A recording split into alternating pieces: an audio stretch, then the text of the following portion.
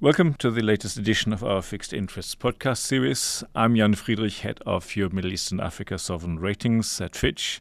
Today I'm joined by Thomas Garreau, Associate Director in the Middle East and Africa Sovereign Rating team, and the lead analyst for Ghana and Zambia, two of the countries that requested a Common Framework treatment. We'll be discussing the key takeaways of recent Common Framework developments and the outlook for this external debt restructuring process. So let's start with a brief background on the Common Framework. Thomas, could you recall why the Common Framework was designed and which countries can request a Common Framework treatment? Thanks, Jan. The Common Framework was adopted in November 2020 in the context of the COVID crisis. Earlier in 2020, in March, the G20 first put in place the DSSI, the Debt Service Suspension Initiative, that enabled requesting sovereigns to pause official debt service. But the DSSI was designed as a temporary measure aimed at addressing immediate liquidity stress. So the G20 and Paris Club came together to create the Common Framework, and it's intended to help countries that face solvency or protracted liquidity problems restructure their external debt. There are 73 countries that can request a Common Framework treatment. These 73 countries are mainly low-income countries. This is actually why some sovereigns that are currently restructuring their external debt, like Argentina, Lebanon, Sri Lanka, or Suriname, are not using the Common Framework. So at this stage, 4 countries have applied for Common Framework treatment. Chad, which we do not rate, but also Ethiopia, Zambia, and Ghana. Can you just run us through where Chad and Ethiopia stand? They seem to be a bit at opposite ends of the spectrum of progress. Yes, absolutely, yeah. Chad is the only one that completed its external debt restructuring under the Common Framework in November 2022. So this completion came 22 months after Chad requested a restructuring in Jan 21. Ethiopia requested a treatment right after Chad in Feb 2021, but negotiations with the IMF and with official creditors have been suspended because of war in Tigray. These negotiations resumed in November 2022 after a peace agreement was signed, but despite 3 visits of the IMF staff in Addis Ababa this year, the IMF and Ethiopia have not yet reached an agreement, a staff-level agreement, which is a prerequisite for a Common Framework restructuring.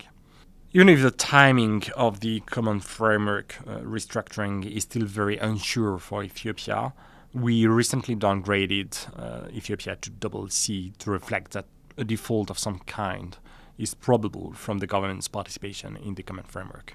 Okay, thanks. And now what is the status for Zambia? Zambia's journey has been very long, but it now seems to be approaching some significant progress. Yes, the process has been very long for Zambia indeed. Zambia requested a debt treatment almost 3 years ago, in February 2021. It took almost 1 year to first reach a staff-level agreement with the IMF, then 6 months to get the financing assurances from the official creditor committee, and then another year to sign an agreement with this OCC in June 2023.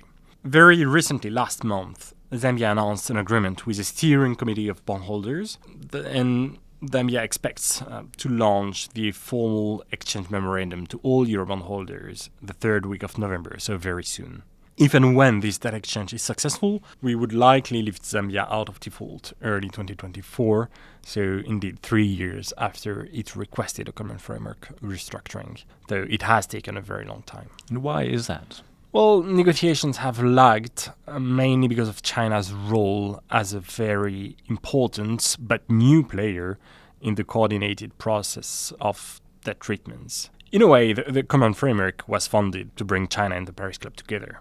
China holds 30% of Zambia's external debt. In the past, China had negotiated restructurings separately, so there was a need to align positions in this new context. For example, China demanded that multilateral development banks be included in sovereign debt restructurings under the Common Framework, which goes against their preferred creditor status.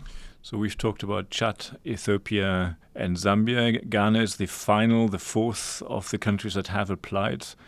What's the status there? It seems to be going more smoothly?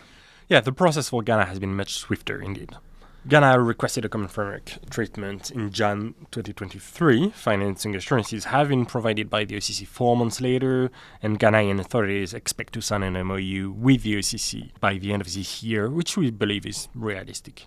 The reasons why this process has been smoother are to be found in, first, the learning experience from Zambia, and second, the composition of Ghana's external debt. New players are getting more familiar with the common framework process, so one can reasonably assume that fundamental differences have been sorted out. Ghana's external debt is also significantly different in its composition than Zambia's external debt, with China owning less than 7% of Ghana's external debt. Okay, so we talked about these 4 experiences. Maybe can you sum up from these experiences what the stages of a restructuring under the common framework are? Sure, yeah. The process is highly standardized and can be divided in 4 main steps involving different actors. Reach a staff-level agreement with the IMF, get the financing assurances from official creditors, and negotiate with these official creditors on the debt treatment parameters, and finally negotiate with other creditors on a comparable treatment. So the first step is a staff-level agreement with the IMF, which is key because it defines the external financing gap that needs to be filled and gives us a starting point for negotiations. The second phase involves official creditors. All G20 and Paris Club bilateral creditors that have a claim on the debtor country will form an official creditor committee, an OCC. The OCC needs to provide what is called the financing assurances, which means that they commit to provide debt relief consistent with the financing gap and with their share in the debtor's external debt. This financing assurances provision unlocks the IMF board approval for an IMF program, so this is also a key step. The third step is the debtor country negotiating with the OCC on the key parameters of the external debt treatment, notably changes in nominal debt service over the IMF program period, the debt reduction in present value terms, and the extension of the duration of the treated claims. Once they agree on these parameters, they signed an agreement which is translated into an MOU. This brings us to the fourth step. Once an MOU has been signed between the OCC and the debtor country, the latter is required to seek from all its other official bilateral creditors and from private creditors a treatment that is at least as favorable as the one agreed in the MOU. From a rating perspective, it is only when the debtor country reaches an agreement with private creditors and successfully implements the debt exchange that the LTFC ITR would be lifted out of default. So, yeah, it is important to understand these 4 steps, but in reality, negotiations with various stakeholders are carried out in parallel. For instance, in the case of Zambia, outreach to private creditors started as soon as September 2022. Okay, and so thinking about the common framework as a process for restructuring, given somewhat unhappy experiences with Zambia, where do we stand? Is it relevant for future restructurings? Yeah, I think you're right in saying that the lens of negotiations for Zambia has questioned the effectiveness of the common framework and its ability to achieve an expeditious, orderly restructuring. Again, part of the delay is due to China joining the creditor table. I do believe that the common framework will be the format that will be used in the future by eligible sovereigns if they need an external debt restructuring. Indeed, there are 2 recent developments that will help accelerate its delivery capacity. First, a new discussion forum, and second, the introduction of value recovery instruments in debt treatments.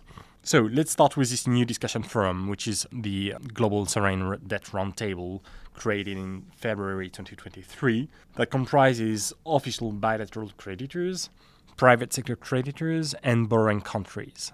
This roundtable is a step forward to build common understanding among key stakeholders on some technical parameters like cut-off dates, SOE debt, or treatment of arrears.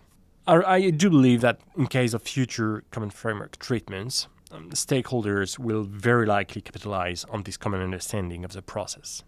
The second improvement is the introduction of value recovery instruments in Zambia's debt deal. Because by nature, debt restructurings rest on macroeconomic forecasts and assumptions, with different parties to the negotiations holding diverging views, potentially holding up the process. Having a quantum of debt relief that enables the debtor to reach moderate risk of debt distress under a baseline scenario, this baseline scenario resting on realistic assumptions, associated with a contingency clause that enhances recoveries if the actual performance of the debtor country is better than was anticipated.